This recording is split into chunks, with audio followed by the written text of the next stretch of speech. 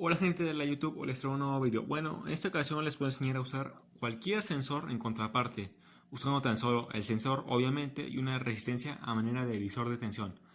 Así que comencemos. Los materiales son los siguientes: el sensor, un resistor de 10 kilo ohms a manera de resistencia de pull down y ya, eso es todo.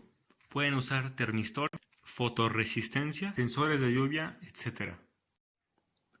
Este circuito, si se le puede llamar así, va a poder hacer de que puedas, por ejemplo, usar un termistor NTC como un termistor PTC y viceversa. O también poder usar una fotorresistencia normal como una fotorresistencia oscura.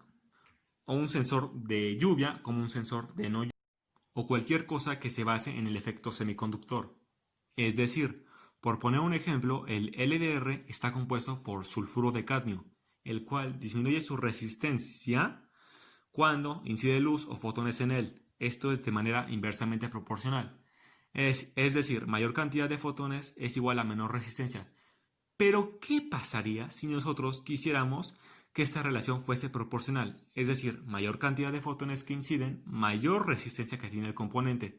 Y por lo tanto, en un caso en el que el LDR o fotorresistencia incida menos fotones, la resistencia va a disminuir, cosa que es totalmente lo opuesto a lo que ocurriría con una fotorresistencia normal. Y vamos a hacer esto con un divisor de tensión. A continuación les voy a dar una explicación sencilla de cómo funciona este circuito. Vamos a ponerles valores a estos componentes. La fuente de poder va a tener un voltaje de 10 volts. Esta resistencia que está conectada al polo positivo va a tener un valor de 10 ohms y esta igualmente va a tener un valor de 10 ohms. Si se fijan, ambas resistencias tienen un valor de 10 ohms. En total tendrían un valor de 20 ohms. Considera la resistencia total entre el polo positivo y el polo negativo. La resistencia total sería de 20 ohms, como ya hemos dicho. Entonces, como cada resistor aporta el 50% de la resistencia total, en la salida va a haber un voltaje de 5 volts, el cual es el 50% o la mitad del voltaje original. Si nosotros cambiáramos los valores a esta resistencia de 7.5 ohms y esta de 2.5 ohms, en total de este punto a este punto habrían 10 ohms, realmente, claro está. Entonces, como es de suponer, en este punto habrían 2.5 volts. ¿Por qué? Porque esta resistencia representa el 75% de la resistencia total del circuito. Entonces, le quita el 75% de la magnitud de estos 10 volts, por lo tanto nos dejaría 2.5 volts y esta resistencia, que corresponde al 25% de la resistencia total del circuito en serie, se quedaría el otro 25% restante del voltaje, o sea 0 volts, tierra. Pero, ¿qué sucedería si alternáramos los valores de estas resistencias? Es decir, aquí 2.5 ohms y aquí 7.5 ohms.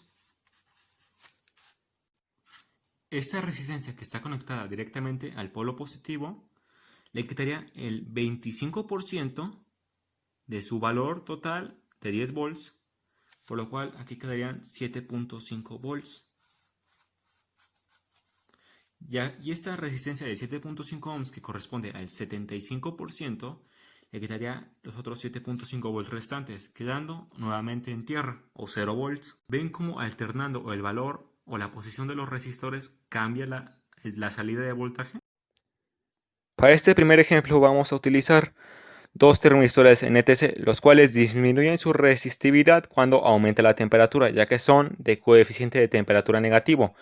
Su resistividad máxima cuando están totalmente fríos son de 900 ohms y su resistividad mínima cuando está totalmente caliente es de 1 ohm. En este primer caso vamos a suponer que ambos termistores se encuentran a la misma temperatura y esta casualmente es muy pero muy fría. O sea que ambos termistores tienen una resistividad de 900 ohms. Y como estas resistencias están en serie, su resistividad se suma. Entonces sea 900 ohms más 100 ohms, sean 1 kilo ohm. Lo mismo aquí, también sea 1 kilo ohm.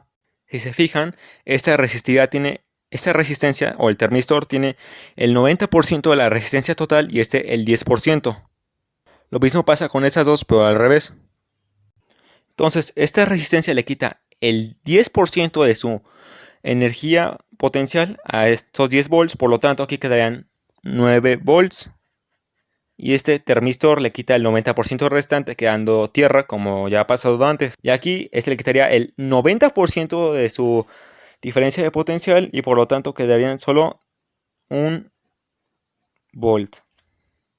Ahora subamos la temperatura hasta el límite. Ahora ambos termistores tienen una resistencia de 1 ohm.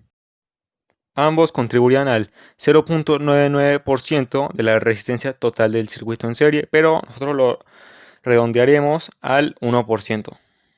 Entonces aquí caería el 1% del voltaje total y aquí caería el 99% del voltaje total.